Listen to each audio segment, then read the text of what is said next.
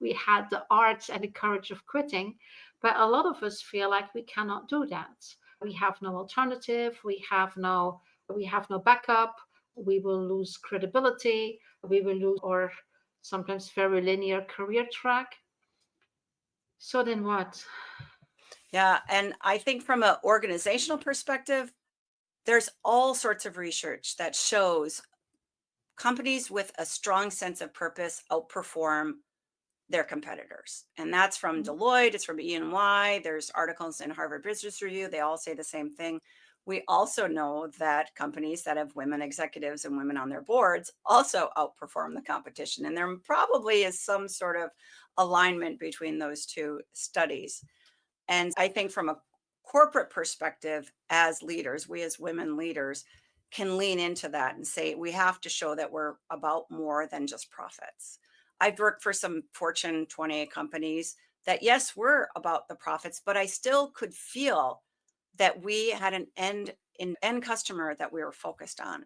And I still could feel, particularly with my teams, and my teams were always marketing teams, that we had our own why. We knew what our why was, and we would Mhm. support each other in that why.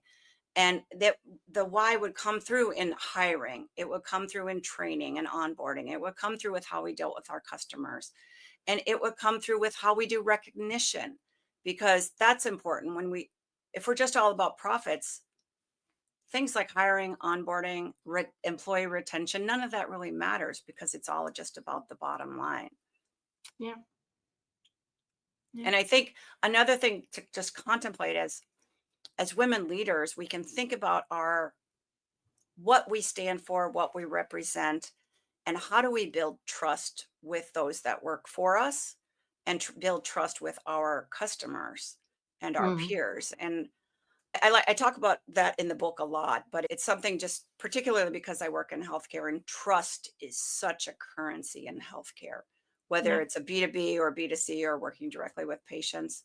And you build trust by making sure your message has transparency, it has consistency, but more than anything, it has empathy. And I think Yeah. empathy is something that for me is very closely tied to purpose. And empathy is what makes a great leader. And empathy with our customers is what allows us to build these really meaningful long-term relationships with our Mhm. customers. So that transparency, the consistency, but most importantly, having that empathy. And I think we as women leaders, some of that comes very naturally to us. And that's why often our companies led by women outperform their competition. Yeah.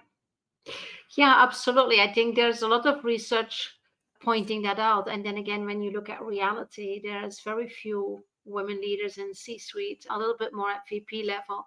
But even then, if you look at the strategic decision-making roles and disciplines, it's even, I would say, worse, right? You see a lot of women in HR, in customer service, in marketing, although I would say marketing is should be very strategic in organizations. And so there's two things here because you are this marketing specialist. So it's in your DNA to have or develop the language.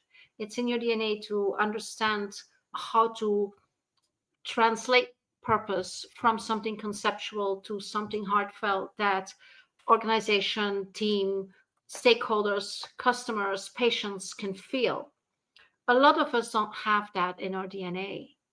And it makes it very complicated, especially if you are working in organizations where this direct relationship with in an empathic way with the customer or with an end customer is not there.